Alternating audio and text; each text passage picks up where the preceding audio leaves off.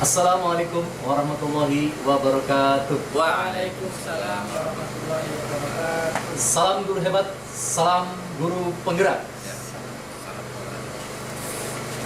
Alhamdulillah, Rabbil alamin, bersyukur hari ini kita bisa berkumpul dalam keadaan sehat walafiat. Gimana Bapak hari ini?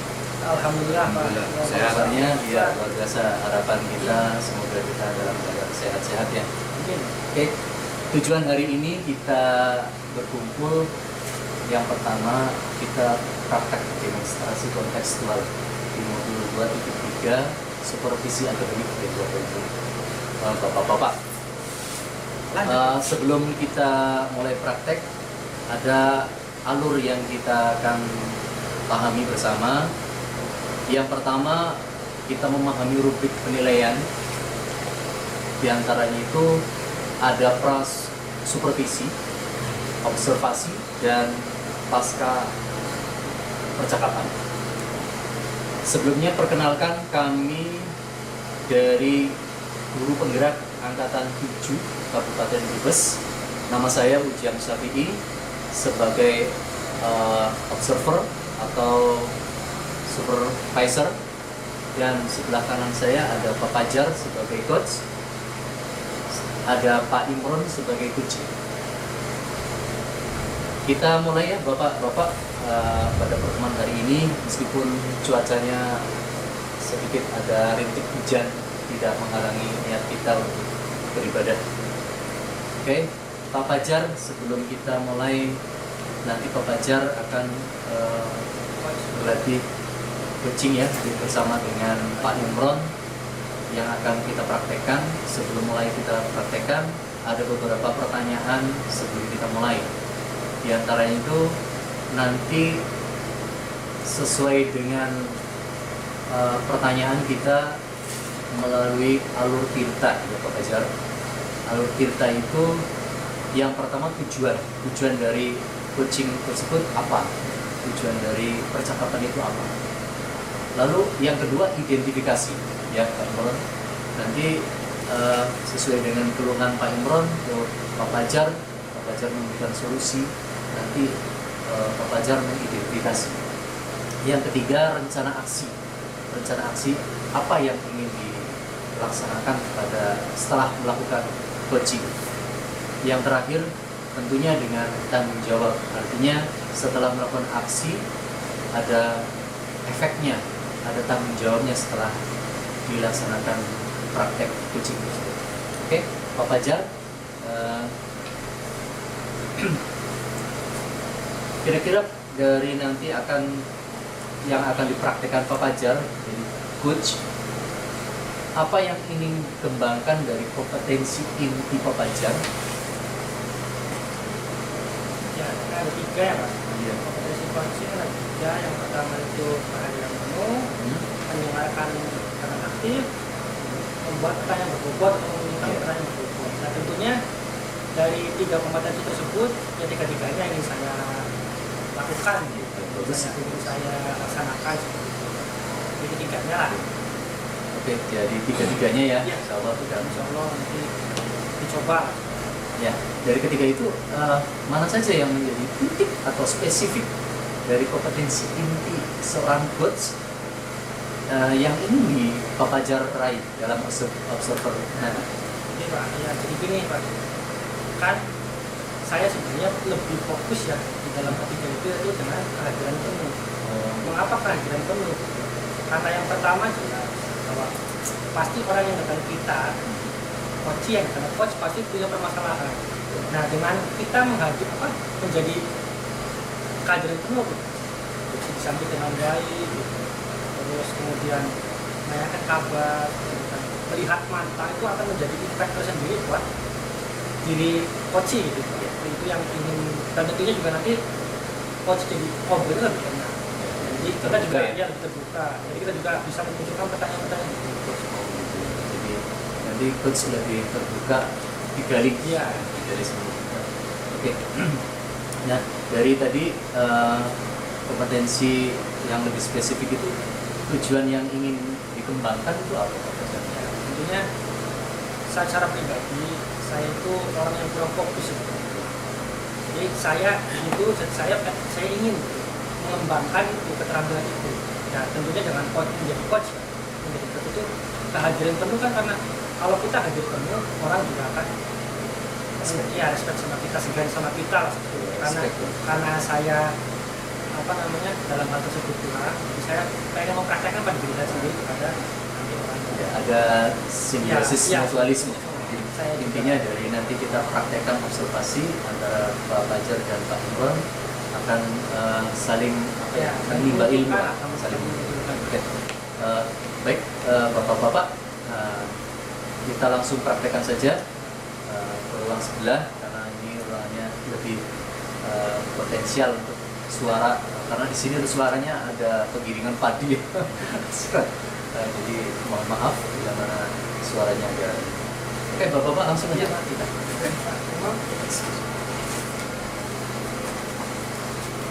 Nah, silakan Pak Fajar sebagai coach dan Pak Imron sebagai coach. Assalamualaikum. Waalaikumsalam. Pak Imron. Oh iya. Halo. Apa kabar Pak Imron? Alhamdulillah sehat. Iya. Tuh, Pak Imron. Ada Ya. keperluan apa Pak Imron? Ya biasa ini Pak. Yang pertama tentunya saya bisa turun kalau udah lama nggak sering ngobrol nih. Kalau kita kesibukan masing-masing jadi merupakan usaha lain. Jadi ya sambil ngobrol-ngobrol, sambil silaturahmi, ada permasalahan Pak yang sampai sekarang menjadi kerisauan saya ketika mengalami ini. Apa nih? Seperti itulah Pak. Kalau kita di sekolah ya berarti itu masa sekolah. Iya, kan banyak. Iya. Kira-kira apa? Ini berawal dari keluhan wali murid berkaitan tentang kondisi anak-anak mereka yang mengalami menurunnya prestasi, dan wali murid tersebut mengatakan keluh kesahnya kepada saya, dan memang anak wali murid tersebut memang yang mengampu saya, sehingga otomatis ngobrolnya sama saya, minta solusinya sama saya, sehingga nggak mungkin dong kalau saya sendirian menyelesaikan masalah ini. Itu ada partner atau ada ruang diskusi, tempat diskusi untuk bisa menyelesaikan masalah itu. Jadi tujuannya itu kesini tadi ya, tentang adanya dari laporan lah, Laporan keluhan dari wali murid iya. mengenai menurunnya kualitas atau minat belajar anak lah di sekolah. Inilah diskusi. Iya. Nah, ini Pak Imron. Kira-kira dari hal tersebut, Pak Imron sudah mencari belum? Apa sih sebenarnya yang menjadikan anak ya? Ini kan motivasi ya, motivasi anak yang berpengaruh pada hasil belajar. Gitu. Kira-kira Pak Imron sudah pernahkah mencari tahu kenapa sih sampai terjadi seperti itu? Iya betul.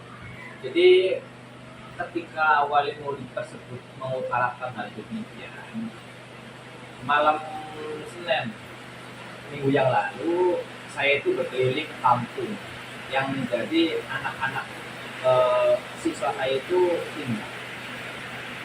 Di situ saya menemukan dua fakta. Yang pertama, anak-anak tersebut senangnya mabar, Pak, main bareng. Nah itu yang lagi booming sekarang. Dan yang kedua, orang tuanya itu tidak memperdulikan ketika anaknya melihat TV. Bahkan televisi sekarang kan di bawahnya itu ada tontonan dewasa, tontonan anak-anak, tapi tidak menghiraukan itu. Sampai larut malam pun orang tuanya kayaknya diam-diam aja. Makanya ini menjadi keresahan saya. Pantesan sekolahnya berangkatnya terlambat, di sekolahnya udah ngantuk, kelelahan, dan ujung-ujungnya berpikirnya juga malas. Itu yang mengakibatkan prestasi menurunnya melalui kejadian seperti itu. Jadi intinya ini menurunnya minat siswa dalam kelas itu efeknya kelas karena tadi di rumahnya orang tuanya ngejor ngowor lah, ininya ngejor gitu. Itu ya Pak. Nah setelah itu tadi ada poinnya nih, Bapak sudah berkeliling kampung lah. Nah usaha apa sih yang sudah Bapak lakukan terkaitannya dengan hal ini ya, di sekolah bisa apa yang Bapak lakukan? Ya tentunya ketika kita menemukan sebuah permasalahan pasti keresahan itu ada ya, dan mencoba untuk mencari jalan keluar untuk bisa meminimalisir kesalahan terulang kembali. Tindakan-tindakan yang pernah saya lakukan antara lain yaitu setiap di awal pembelajaran itu biasanya saya memberikan ujangan-ujangan yang berkaitan tentang apa sih manfaatnya kalian seperti itu, dan kalau melakukan kegiatan tersebut di luar jam-jam yang seharusnya tidak baik untuk perkembangan anak-anak itu nanti efeknya apa seperti itu. Jadi dalam hal di pendidikan ketika mengajar saya sering mengutarakan hal itu, dampak buruk, dampak negatif dari permainan-permainan yang akan merusak psikologi anak tersebut. Dan yang kedua, tentunya kita sebagai seorang guru kalau misalnya permasalahan tersebut tidak diselesaikan secara cepat, nantinya akan berakibat fatal dan mengganggu perkembangan anak tersebut ke level berikutnya. Jadi apa namanya ada 2 poin ya. Iya. Yang pertama jelas setiap pembelajaran itu awal pembelajaran Iya, dikasih Bapak ujangan-ujangan. ibaratnya nasihat, Nasihat. memberi nasihat kepada anak. Nah, Iya. selain itu Pak, sudah pernah kan gitu koordinasi dengan beberapa pihak. Contoh ini kan kaitannya dengan ujian ini terlambat ya, Iya. disiplinnya siswa nih karena akibat main game, macam mabar atau yang Iya. kita itu mengakibatkan anak-anak itu malas untuk sekolah ataupun sekolah pun ngantuk. Jadi minat belajarnya turun karena ngantuk tadi. Sudah pernah berkomunikasi dengan contoh wali murid, ini kan lebih ini di rumah wali murid sudah pernah belum? Kalau hal seperti itu karena ini mungkin peristiwa baru ya, memang ada peristiwa sejenis seperti itu. Tetapi dengan peristiwa-peristiwa yang lalu itu dapat terselesaikan. Tapi yang ini memang cukup berat, perlu ada kolaborasi antara seluruh warga masyarakat dan warga sekolah. Jadi kalau masalah yang dulu-dulu dapat terselesaikan dengan baik tanpa melibatkan orang tua maupun kepala sekolah. Tapi masalah yang sekarang ini cukup rumit karena korbannya bukan satu orang saja, tapi hampir sekelas. Makanya menjadi keresahan wali murid itu mencari jalan keluar seperti ini. Iya, ini kan apa namanya tadi orang tua atau wali murid bilang bapak seperti itu ya. Terus bapak ingin mencari solusi seperti apa? Nah ini kesempatan sebenarnya sih bapak. Bapak tadi menyebutkan di awal kan bahwa orang tua itu istilahnya cukup kan ya enggak, jadi orang tua itu melepaskan anaknya mau pulang jam berapapun, mau main game apapun, mau apapun, ini kesempatan bapak juga. Nah ini sih ada sekedar masukan ya, ya ibaratnya jadi salah satu solusi tadi gitu, koordinasi dulu ya. Ini orang tua itu karena lebih banyak anak itu lebih banyak di rumah porsinya ketimbang di sekolahan, ketimbang di sekolah dengan kita lah sebagai guru. Jadi ini salah satu solusi juga apa namanya agar orang tua juga bisa berperan aktif, bukan hanya misalkan bisa. Nah, jadi rencana bapak untuk menanggulangi ini nih setidaknya meminimalisir lah. Ya. Itu seperti apa? Berkaitan dengan rencana tentunya kita mempunyai hitung-hitungan tersendiri ya.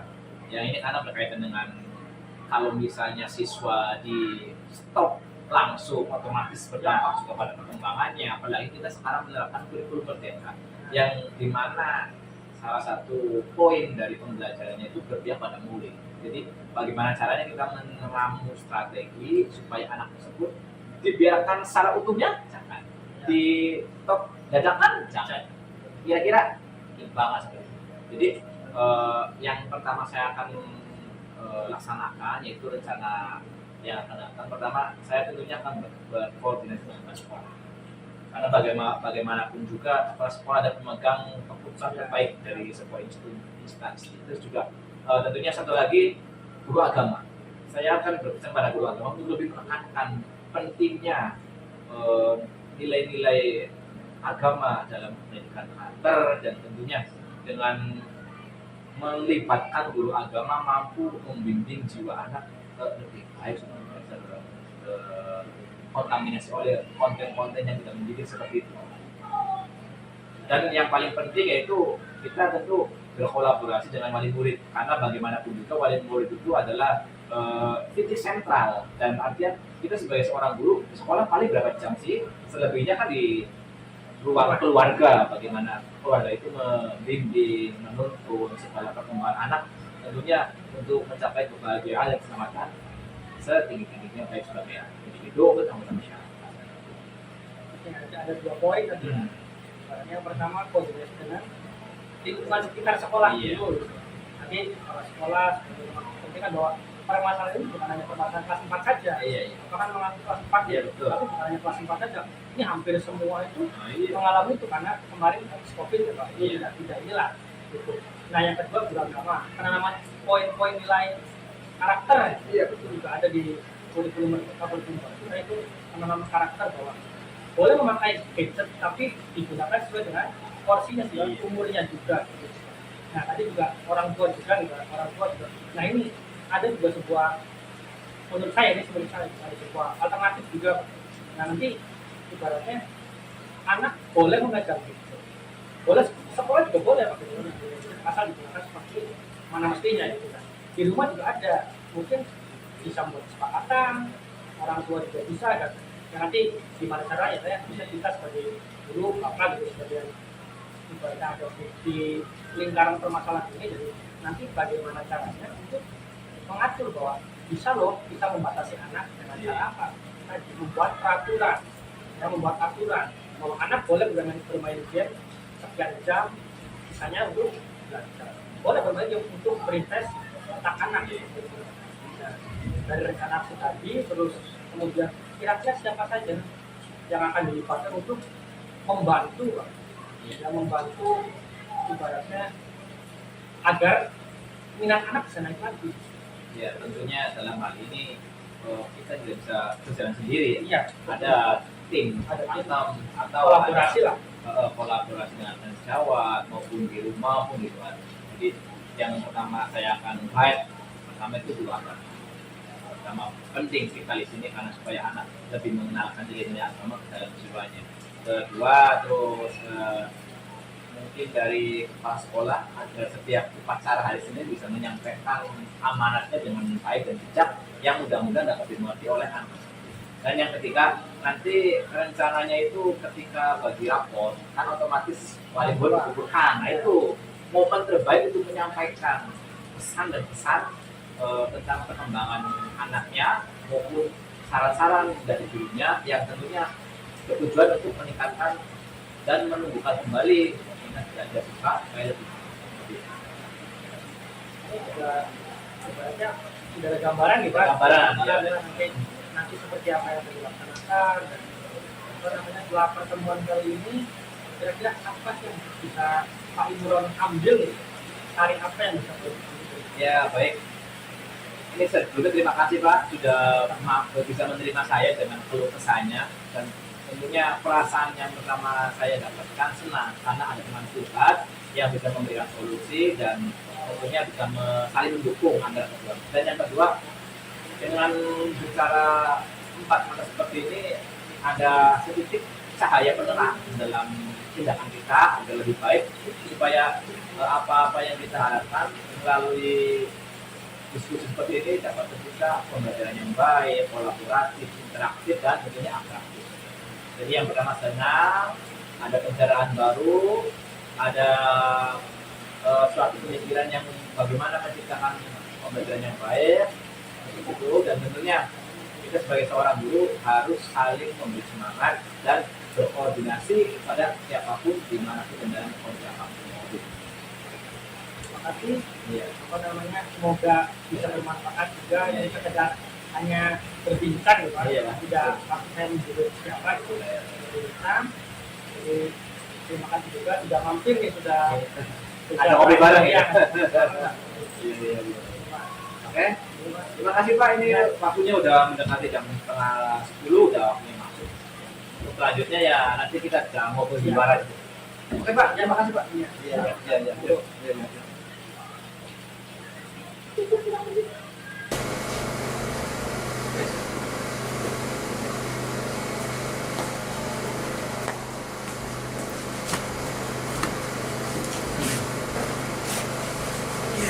Alhamdulillahirrahmanirrahim. Luar biasa tadi. Wah, saya mencatat ini ada beberapa pertanyaan yang berbobot tadi dari dari Pak Fajar pada Uci Pak Imron ya. Oke, terima kasih Bapak. Tadi bagus sekali ada keterbukaan antara coaching dan coach tentang observasi. Tadi saya amati ada pertanyaan-pertanyaan menggali sehingga coach itu tersebut bisa menemukan sendiri kata kuncinya, menemukan tujuan dari adanya percakapan tersebut. Oke Pak Fajar, tibalah saat ini setelah kita tadi observasi, ada bagaimana perasaan Pak Fajar? Tentunya deg-degan, Pak. Senang juga deg-degannya karena ya tadi belum terselesai juga tapi senang karena bisa berbagi juga, bisa terbuka juga dengan Pak Imron sebagai saksi gitu. Jadi banyak ilmu yang bisa saya dapat dari sini. Pak Imron sendiri gimana Pak? Ya tentunya senang ya karena bisa membantu saling berkomunikasi, berkolaborasi sehingga menghasilkan sebuah pemahaman yang sepaham dan ini tujuannya yaitu antara lain untuk menyelesaikan sebuah masalah. Jadi ya baik-baik saja lah. Ini ada catatan tadi sedikit bagus ya antara keterbukaan antara coach dan coach. Nah, apa yang setelah tadi percakapan tadi, apa yang ingin dikembangkan dari ketiga kompetensi itu Pak Fajar? Ya Pak, jadi dari 3 kompetensi tadi kan yang saya paparkan di awal kan, dan saya juga satu yang lebih fokus ke satu tadi menjadi kehadiran penuh terhadap coaching gitu Pak. Nah tentunya tadi pertanyaan berbobot Pak, itu bagi saya masih kurang gitu. Meskipun ya tadi keterbukaannya sudah dapat, tapi dari pribadi saya belum banyak menunjukkan pertanyaan berbobot. Iya. Itu salah satu yang ingin saya kembangkan. Dari tadi kehadiran penuh, terus pendengaran aktif, terus memberi pertanyaan berbobot itu ya. Oke. Dari kompetensi coach tersebut, manakah Pak Fajar yang ingin sekali menjadi keinginan Pak Fajar untuk rencana aksi ke depan indikator ini biar menggali potensi coaching tersebut? Tadi Pak, jadi pertanyaan berbobot. Tentunya kalau misalkan menjadi pendengar yang aktif itu kalau kita menjadi hadir dengan penuh, hadir secara penuh, pasti kita juga bisa menjadi pendengar yang aktif. Iya, jelas.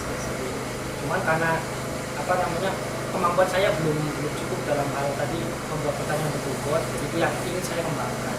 Jadi dua kompetensi sudah saling berkaitan gitu. Jadi yang satu yang lebih tentang pertanyaan berbobot. Tapi lumayan tadi ada beberapa pertanyaan sih yang mengarahkan dia Pak Imron juga terbuka tadi masalahnya dia terselesaikan sendiri. Oke, Bapak-bapak, terima kasih atas partisipasinya kita sehingga hari ini kita bisa mempraktekkan praktek coach. Alhamdulillah dengan lancar pada hari ini. Kurang lebihnya saya sebagai observer atau pengamat mohon maaf bila mana ada kesalahan, karena kesalahan hanya milik hambanya, kelebihan hanya milik Allah SWT. Demikian dari kami praktek coaching dari CGP Angkatan 7 Kabupaten Brebes. Salam guru penggerak. Wassalamualaikum warahmatullahi wabarakatuh. Waalaikumsalam. Selamat saling larang umat.